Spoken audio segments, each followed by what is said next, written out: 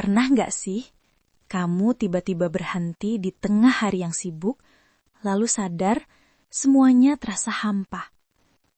Kamu kerja, belajar, ngobrol, scroll media sosial, tapi entah kenapa rasanya nggak ada makna. Padahal hidupmu nggak seburuk itu, tapi tetap saja ada ruang kosong yang sulit dijelaskan.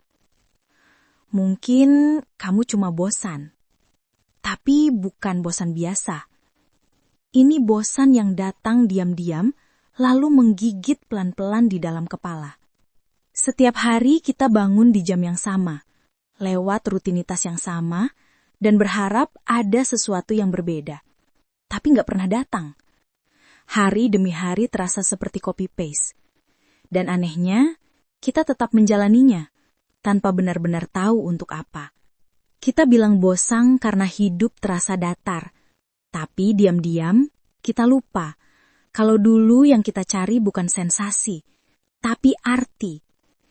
Sekarang semuanya tentang yang baru, tempat baru, orang baru, notifikasi baru. Kita lapar akan hal-hal yang cepat bikin senang, tapi cepat juga hilang.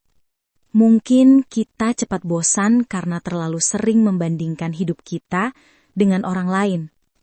Orang lain terlihat bahagia, punya arah, punya pencapaian. Sementara kita hanya punya scroll tak berujung. Padahal yang kita lihat itu cuma potongan kecil dari hidup mereka, bukan semuanya.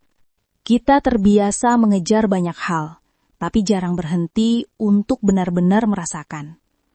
Bosan sering muncul bukan karena hidupnya buruk, tapi karena kita nggak pernah memberi ruang untuk diam. Untuk menyadari bahwa diam juga bagian dari hidup. Kadang kita salah paham. Bosan bukan tanda bahwa hidupmu membosankan, tapi sinyal dari hati yang rindu akan sesuatu. Mungkin ketenangan, mungkin kebermaknaan, atau mungkin dirimu sendiri yang dulu. Di zaman yang serba cepat ini, kita bahkan takut dengan ketenangan. Karena diam itu artinya harus berhadapan dengan pikiran sendiri. Dan itu menakutkan bagi banyak orang. Tapi justru di sanalah jawaban sering bersembunyi. Dulu, kita senang menunggu hal-hal kecil. Surat datang, teman main, atau libur sekolah. Sekarang, semuanya bisa diakses seketika. Nggak ada lagi yang bikin kita benar-benar menunggu. Dan tanpa penantian, kita kehilangan rasa terkejut dari hidup itu sendiri. Bosan sering datang karena kita jarang bersyukur.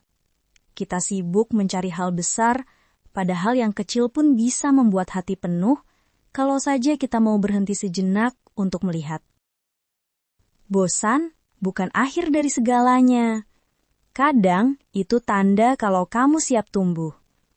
Kamu bisa mulai lagi dari hal-hal kecil, baca buku baru, pelajari sesuatu, atau sekadar berjalan tanpa tujuan. Mungkin tujuan dari rasa bosan adalah untuk membuat kita berhenti sejenak dan menatap lebih dalam. Siapa aku sekarang? Karena kadang, di tengah rasa hampa, kita justru menemukan bagian diri yang paling jujur. Hidup gak harus selalu seru untuk bisa bermakna. Kadang, justru di saat paling tenang, paling biasa, kita benar-benar hidup.